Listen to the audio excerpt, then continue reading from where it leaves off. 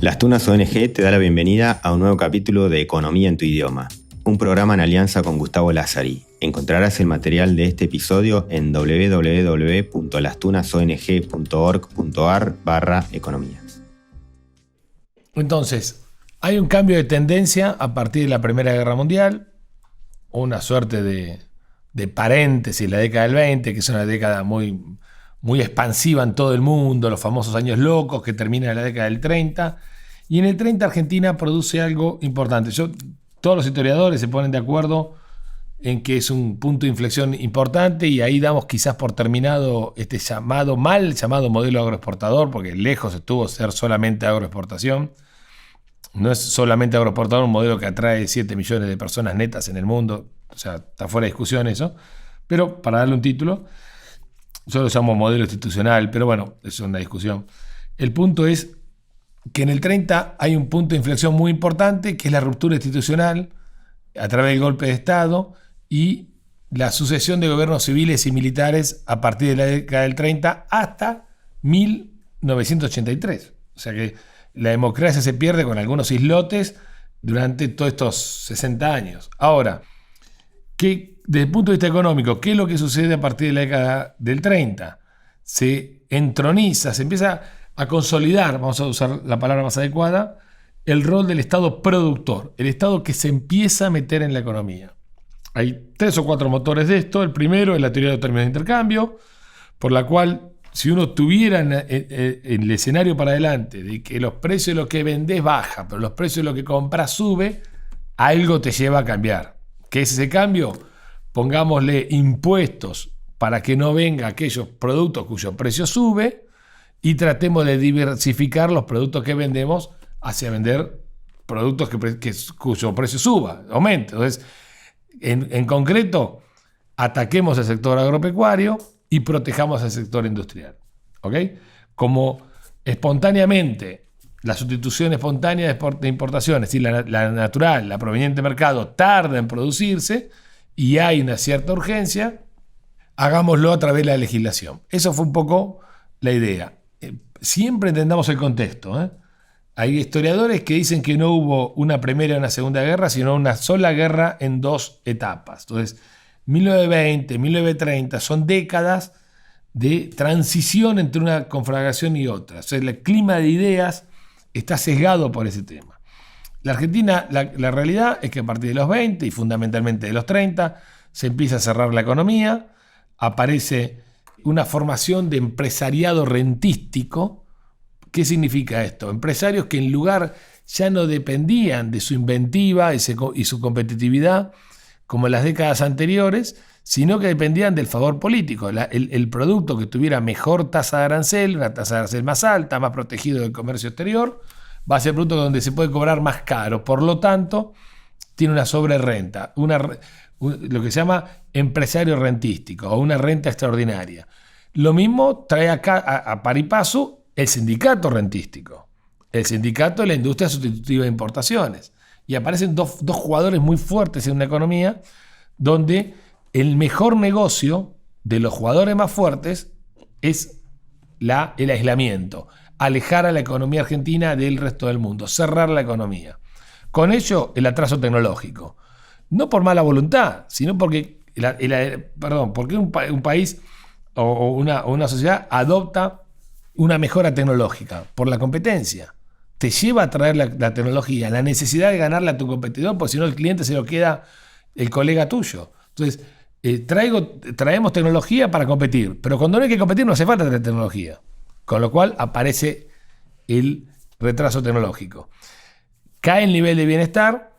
Hay un efecto incierto sobre el empleo, porque uno puede ver ahí que hay ciertas producciones donde el empleo aumenta, pero acá tenemos que entender lo que se ve y lo que no se ve, porque hay otras producciones donde el empleo cae y hay producciones que no se crearon. Entonces, el efecto no es claramente cierto y hay un cambio claro, visible, concreto en lo que se llama la geografía urbana. Y esto hay que entenderlo. Cuando el modelo es abierto, las poblaciones, las industrias, las inversiones van cerca de donde están los recursos, por un tema de costos, por un tema de costo de transporte y de economía de escala. ¿Dónde vas a a poner una empresa, una producción de vino, donde está la uva? ¿Dónde vas a poner una producción de carnes, donde están las vacas? ¿Dónde vas a poner un molino, donde está el grano? ¿Ok? ¿Por qué? Porque si el mercado es el mundo, te conviene concentrar la producción cerca de la materia prima, darle valor, y lo que se transporta es un producto valioso, no una materia prima de menos valor. ¿De acuerdo? Entonces, esto sucede obviamente en todo el mundo. Ahora, cuando el negocio está en venderle a las grandes ciudades, las industrias se instalan cerca de las grandes ciudades, generando un movimiento demográfico interno hacia las grandes ciudades. La gente va donde está el trabajo. Y ahí nace el Gran Buenos Aires, nace el Gran Rosario, el Gran Córdoba. El ejemplo más paradigmático es una bodega que estaba en el corazón de Palermo. La uva venía en tren hasta la bodega. ¿De acuerdo? Cuando las bodegas deberían estar en Mendoza, en San Juan, en Salta, en Neuquén, donde ahora hay vinos de la Patagonia, donde están las uvas. Entonces, ¿esto que generó? Un cambio demográfico brutal. Después vino el consolidador de gracia total, que fue la institución más fuerte para consolidar esta geografía urbana, que es la coparticipación federal de impuestos. Pero esto vino en el año 30, un poquito más después, el año 35, por la cual la recaudación de impuestos se hace en la ciudad de Buenos Aires y después se reparte a las provincias. Entonces, si sumamos las dos cosas, que a la industria le conviene instalarse cerca de los grandes centros urbanos, y sumamos que la recaudación de impuestos se hace en la Casa Rosada, para decirlo gráficamente, tenemos que el mejor lugar para instalarse a vivir es cerca de donde se empiezan a repartir los impuestos, porque políticamente va a ser más rentable repartirlos donde está la gente y no a donde pertenezcan. Y segundo, la gente va a ir donde están las industrias. El Gran Buenos Aires es hijo directo de esta década. Es hijo directo de la coparticipación federal de impuestos, pero fundamentalmente del modelo sustitutivo de importaciones. Esto después vamos a ver que tiene connotaciones políticas y económicas tremendas, haber puesto 11 millones de personas en torno a una ciudad, que ha sucedido en Argentina, ha sucedido en todos los países del mundo, también en San Pablo, en Brasil y en México.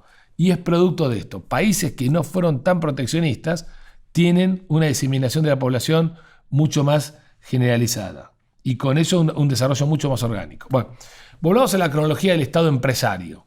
Recordemos, la función principal del Estado hasta los 30, para hacerlo más tajante, Estado gendarme. Ahora aparece el Estado productor, el Estado empresario. En la década del 30, entonces, aparecen instituciones fuertes de intervención de la economía, como la Junta Nacional de Carnes, la Junta Reguladora de Carnes, que la carne y los granos eran los principales productos de producción, o sea que estamos hablando de dos instituciones muy importantes. La Junta Nacional de Granos, el Banco Central de la República Argentina en 1935, en el 36 la Corporación General de Transportes de Buenos Aires. En los 40, todavía antes del peronismo, aparecen fabricaciones militares, alto horno siderúrgico, y ahora vamos a ir sobre esto porque lo hemos hablado, la flota mercante del Estado y la Corporación Argentina de Carnes, de productores de carne, frigoríficos, que eran absolutamente privados, empiezan a ser públicos. Fíjense una cuestión, alto horno siderúrgico. ¿Qué significa? Lo que no podía hacer el mercado por regulaciones, lo hizo ya el Estado en intervención directa. Esto es lo que vimos, de un punto de vista más teórico, se quiere, en el post sobre el sector público. ¿Ok? Al principio lo intentan con regulaciones, aislando los precios locales, los internacionales, con aranceles al comercio, y después ya directamente empieza la producción pública. Hay un cambio de gobierno y déjenme hacer una suerte de mapa político. En 1927, habíamos dicho que en 1902 pocos países del mundo eran democráticos, en 1927 todavía quizás menos países, un poquito más en términos de democracia plena, estaba el 15% de la población mundial, esto es Estados Unidos, Canadá, Australia y Europa Occidental. Democracias semiplenas, limitadas, con voto no masculino, no femenino, perdón, y con voto hasta cuestionado en la década del 30. El 5% del mundo, esto es casi América Latina, Estaba Francia en esta situación, estaba Argentina, estaba Bolivia, Brasil, Uruguay, Paraguay y Sudáfrica, pocos países del mundo, el 5% de la población mundial. El resto del mundo el 10% del mundo era la Rusia comunista, Stalin, ya estamos hablando de 1927. El resto del mundo era gobiernos militares o autocracias monárquicas. Quiero decir que estamos en un contexto muy bélico, muy autoritario en casi todos los países del mundo, ¿ok? Y esto va de ligazón con la intervención del Estado en la economía. En 1945-46 hay un cambio de gobierno en la Argentina, aparece un gobierno de corte nacionalista, no lo llamaría populista porque no es la visión actual de lo que era el populismo, pero un corte nacionalista con algunas reminiscencias a regímenes autocráticos de Italia, de la Italia de Mussolini, y rápidamente comienza y termina la Segunda Guerra Mundial, un tema no menor, que es de 1939 a 1945. En el 1946 el mundo era fuertemente autoritario, se estaban abriendo algunos países después de la Segunda Guerra Mundial, pero le voy a mostrar la cronología de la nacionalización de las empresas en la Argentina para terminar de entronizar el Estado empresario, ¿ok? De ese Estado gendarme que había pasado a Estado productor, ahora tenemos un Estado empresario con un paternalismo estatal muy fuerte.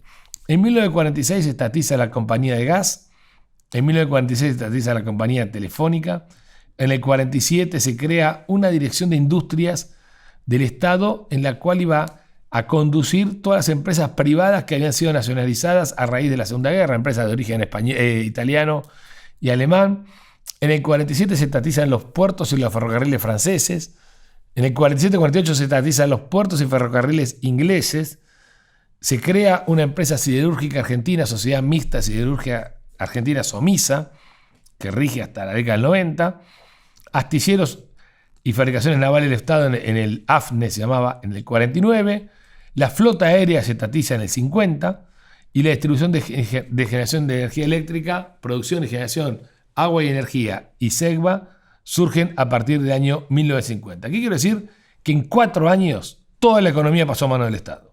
En un periodo muy corto de tiempo, en un momento, digamos, muy álgido de la historia. En 1946 se estatiza el comercio internacional a través de la formación de un instituto que se llamaba el IAPI. Se nacionaliza el sistema de jubilaciones, que eran cajas particulares, algunas no privadas, pero estaban diezmadas, y se estatiza en un solo sistema. Se estatiza la ayuda social a través de la Fundación Eva Perón. En realidad se entronizan derechos sociales que ya habían sido legislados y promovidos por otras fuerzas, y se implementa una política de fuerte control de precios, cambio, cierre de la economía, y se nacionalizan los depósitos. Estoy diciendo que en 4 años cambió toda la Argentina. ¿De qué habla esto? Primero, de la endeblez. No eran tan sólidas las instituciones en Argentina como para cambiarlas de un plumazo en 4 o 5 años. En realidad, esto es la entronización. Empezaron a cambiar a finales de la Primera Guerra Mundial. Estamos.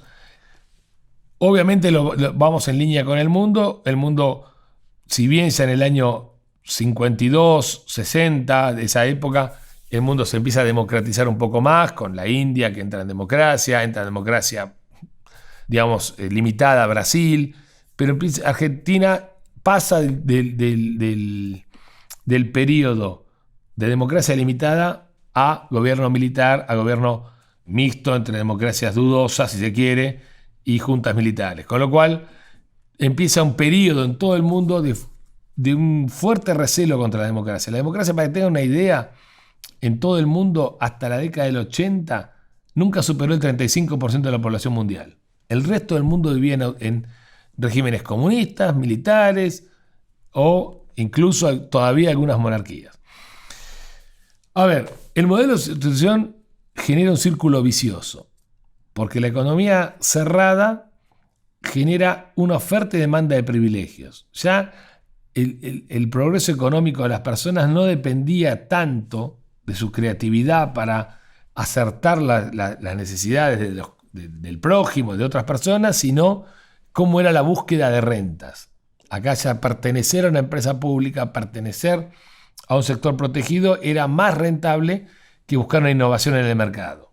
Y los incentivos mandan y los incentivos guían. Entonces, es como haber alterado el sistema de precios. Todo esto en el marco de un Estado que tenía la función de gendarme, que ahora tiene la función productor, ya consolidado con el Estado empresario, y que comenzó una función paternal a través de la ayuda social y a través de la nacionalización de las cajas de jubilaciones y de cada vez más participación del Estado en la ayuda social. Esto claramente genera crisis de financiamiento, porque todo esto hay que pagarlo, y por lo tanto inestabilidad política y económica. Y este círculo vicioso empieza a repetirse. Empieza a repetirse en 4 décadas consecutivas, entre 1940, 50 y principios de los 90.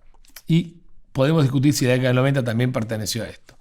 Ahora, a medida que crece el sector público, hay que financiarlo, por lo tanto hay que diversificar la fuente de financiamiento. Lo que era inicialmente impuestos para sostener gastos corrientes, crédito para sostener inversiones, que se acuerdan que habíamos dicho en la Primera Guerra Mundial, casi no hubo déficit fiscal porque se acortó el crédito y pari passu se cortó las inversiones que hacía el sector público en puentes, ferrocarriles, puertos, etc. Empezamos ahora con un uso concurrente y alternativo de más impuestos, más crédito interno y externo, y aparece a partir de la década de 50 la emisión monetaria. Vamos a hacer una suerte de bitácora rápida para ir viendo cómo la Argentina fue incorporando modos de sacarle recursos a la población. En la década de 50 se estatizan los fondos de jubilaciones, que eran privados, de capitalización privada, y eran públicos pero de capitalización, y pasó a ser un sistema de reparto. Comienzan los impuestos al sector agropecuario, y nosotros los llamamos transferencias involuntarias del sector agropecuario. Comienza el uso de la reserva del Banco Central y nace el impuesto inflacionario. La inflación apenas era importante hasta la década del 40. En la década del 40 empieza a ser una fuente de financiamiento que, como vimos, tiene los defectos que tiene, de distorsionar el sistema de precios, fundamentalmente licuar ingresos, y es un impuesto a la población encubierto. En la década de 60 al impuesto inflacionario se agrega un fuerte incremento de impuesto a las ganancias, el impuesto al comercio exterior. La cerrazón de la economía en la década de 60 es brutal. El arancel promedio argentino efectivo era el 70%, es decir, aparecen los regímenes de compra nacional, con el cual el Estado tiene que comprar localmente, aunque sea más caro, hasta un 25% más de lo que podía ofrecer un extranjero, con lo cual puede ser muy lindo para el proveedor local, pero es muy costoso para el contribuyente, porque tiene que pagar 25% más caro que el extranjero, más los derechos de importación, con lo cual se hacía casi, duplicaba un caño o algún insumo que el Estado necesitaba para una obra pública, se duplicaba. Es muy fuerte el impuesto al comercio exterior, y este régimen de compra nacional fue muy oneroso para el Estado, y aparece la operatoria de empresas públicas como fuente de financiamiento para el sector público. El Estado se empieza a comer la renta de la petrolera, se empieza a comer la renta de las telefónicas, y con eso empieza a debilitar la prestación de la renta de los ferrocarriles, comienza a debilitar la prestación de estos servicios. La década de 70 es una década de impuesto inflacionario en su máxima expresión. A partir del año 73, Argentina tiene una tasa de inflación que nunca bajó del 100% hasta el año 89, hasta el año 91, 92, con la convertibilidad. O sea, siempre fue tasa de inflación anual arriba del 100%. Hay un año solo, el año 86, que fue 90, no es que fue mucho menos. Empieza el endeudamiento externo, la presión tributaria, todos los años hay un impuesto nuevo, y aparece un nuevo mecanismo de confiscación, que son las maxi devaluaciones, cambios repentinos en la política pública, en la cual el dólar se multiplica por 2 y por 3 en poco tiempo, con lo cual significa una transferencia de recursos de los tenedores de pesos a el Estado y a los tenedores de dólares. Y empiezan los famosos ajustes de las tarifas públicas.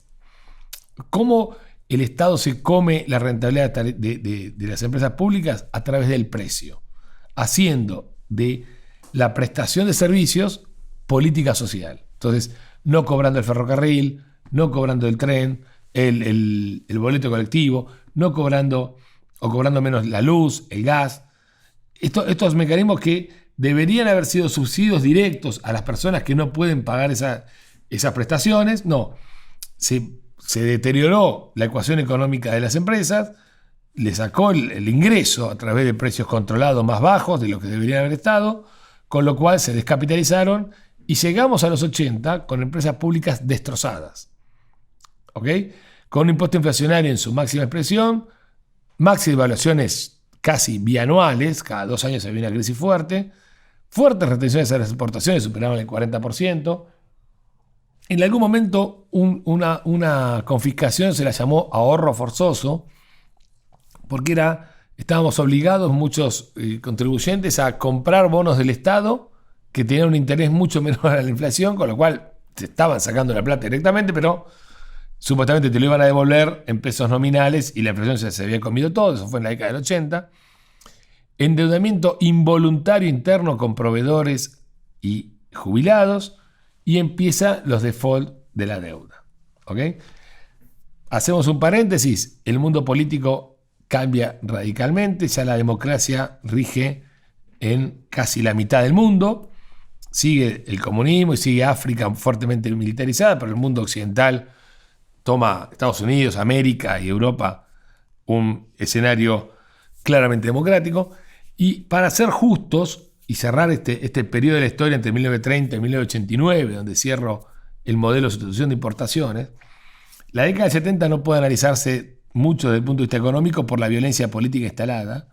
Y la violencia política impide, yo diría, sería muy injusto de mi parte decir que el fracaso de la década del 70 y del 80 es producto de la sustitución de importaciones, cuando en realidad no había economía, no había política, no había democracia, había violencia, y eso mata cualquier modelo económico. Yo lo cerraría esto en la década del 70. Hay 2 décadas, una década perdida que es la del 70. La democracia vuelve en el año 83. Si bien se pacificó el país a partir del año 83, las instituciones remanentes, como una suerte de inercia de Estado presente, de Estado productor, Estado gendarme, pero fundamentalmente Estado benefactor, siguen vigentes en la década del 80 en forma absolutamente infinanciable e insostenible. Tanto que la década del 80 termina en 1989 con el primer escenario de hiperinflación. Cuando vimos moneda, dijimos, ¿qué es la hiperinflación? La hiperinflación es cuando se muere el dinero, cuando la gente desconfía tanto del dinero que no lo quiere por ningún motivo. Con lo cual, cualquier emisión monetaria, en lugar de ser guardada en un bolsillo, va directamente a comprar un producto. Un producto que cada vez se fabrica menos por expectativas negativas, por falta de productividad, y la inflación voló al 5.400% en el año 89. Habiendo ya desde el año 1967 empezado a sacarle ceros a la moneda por la inflación que, como dijimos, superaba 100% por año. Era la cuarta moneda que, tengamos una idea, en 20 años la Argentina había destruido 9 signos monetarios, 9 ceros le habíamos sacado a la moneda. Habíamos destruido 4 signos monetarios. Faltaba uno, que era el austral, que hace eclosión en el 89. En el próximo capítulo veremos la economía desde la década del 90, desde la hiper hasta nuestros días. Esto fue Economía en tu idioma. Encontrarás el material de este episodio en www.lastunasong.org.ar/economía. Si te interesa participar de reuniones para conversar sobre estos contenidos o querés ser facilitador y organizar tu propio grupo, contactanos a través de este mismo link. Podés encontrarlo en la descripción.